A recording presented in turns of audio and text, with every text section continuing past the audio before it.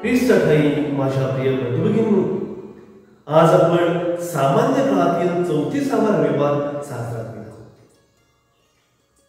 आणि या 34व्या रविवारी आपण उपासना वर्षाची सांगता करीत, शेवट करीत आणि या उपासना वर्षाचा शेवट करत असताना पवित्र देऊळ माता प्रभू येशू ख्रिस्त हा अखिल विश्वाचा राजा आहे.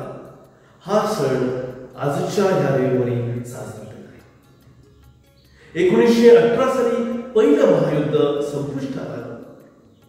तदनंतर 7 वर्षांनी म्हणजे 1925 साली पोप महाशय पायस 11 यांनी क्वास प्रिमास या आपल्या परिपत्रकातून प्रभू येशू ख्रिस्त अखिल विश्वाचा राजा आहे या सणाची स्थापना केली आणि तो सण आजच्या रविवारी म्हणजे उपासना वर्षाच्या शेवटच्या रविवारी साजरा करण्यात यावा म्हणून सांगितलं. का बरं या सणाची पोप महाशयाने स्थापना केली?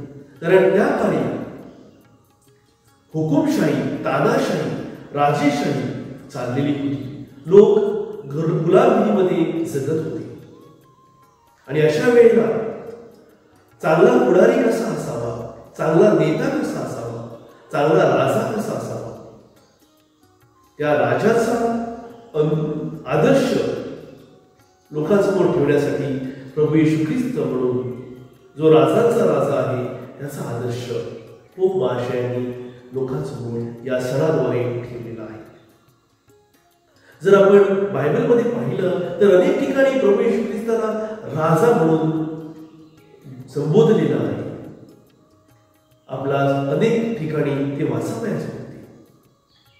जेव्हा ते 3 पूर्वीकडील राजे किंवा मागी पुरुष ज्याला आपण म्हणतो ताऱ्याच्या दिशेने त्या बाळाच्या शोधात आले, तेव्हा त्यांनी विचारलेला प्रश्न असा की नुकताच जन्मलेला यहुद्यांचा राजा कुठे आहे?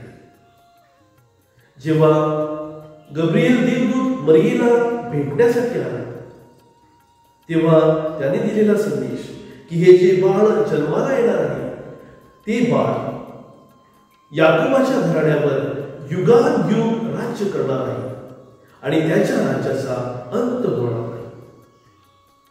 एवढेच नव्हे तर कितीतरी वर्षा अगोदर यशाया संदेशाने भाकीत केलेलं होतं की जो बाळ जन्माला येणार आहे त्या बाळास शांतीचा राजकुमार म्हटलं जाईल.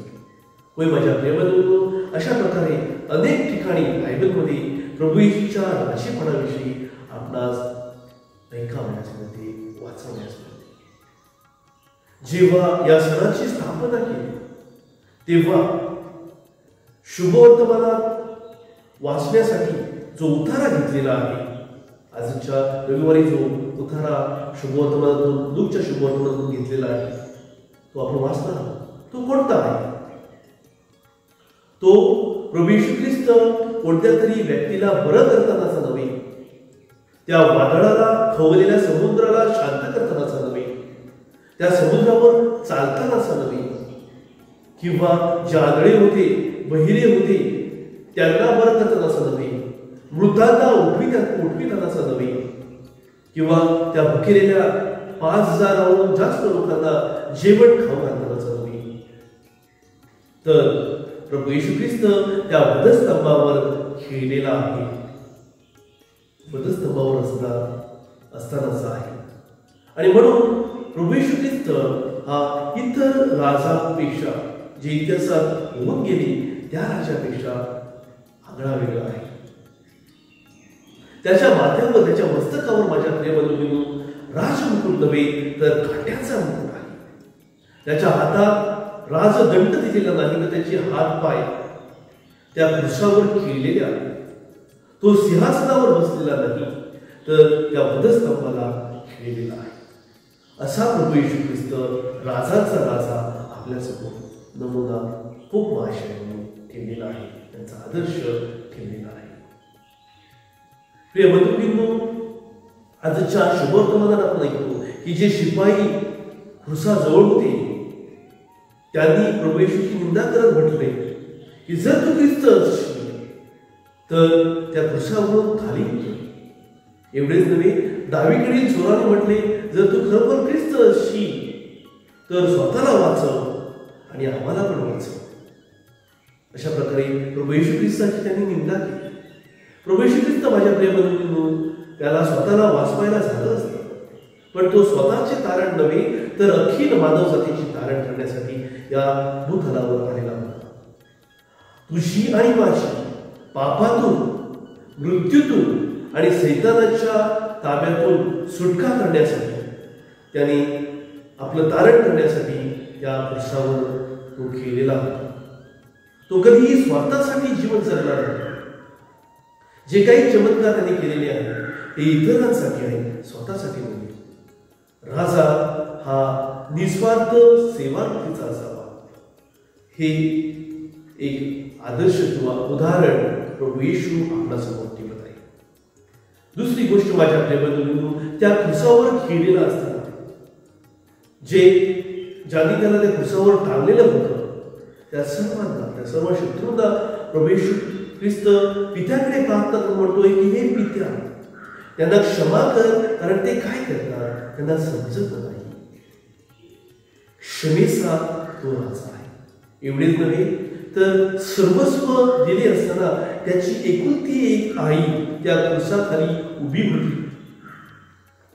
त्या आईचा सुद्धा तो त्याग करून म्हणतो की हे योहाना, ही बघ तुझी आई.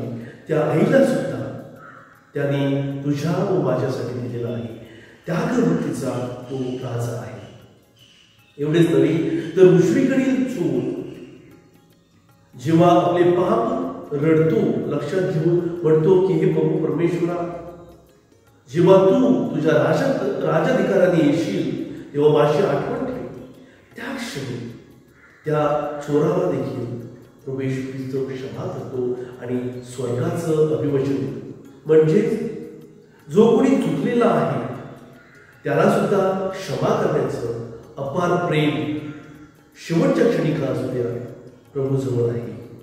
अपार प्रेमाने भरलेला तो राजा आहे. जेव्हा मी आणि तू त्या प्रभू येशू ख्रिस्ताला राजा म्हणून समजतो, तेव्हा आपण सुद्धा त्याच्या त्या सेवावृत्तीचा, निस्वार्थ सेवावृत्तीचा, त्यागी वृत्तीचा, क्षमेचा आपण आदर्श घ्यायला पाहिजे आणि ते आपल्या जीवनामध्ये अवगत करून इतरांना प्रभू येशू ख्रिस्त खरोखर माझा राजा आहे आणि त्याच्या राज्याचा मी एक नागरिक आहे अशी घोषविणे गरजेचं आहे. तेव्हा हा आजचा सण प्रभू येशू ख्रिस्त अखिल विश्वाचा राजा, त्याचा अर्थ समाजाला समजेल. ती कृपा आपणास मिळावी म्हणून सतत त्या ख्रिस्त राजाजवळ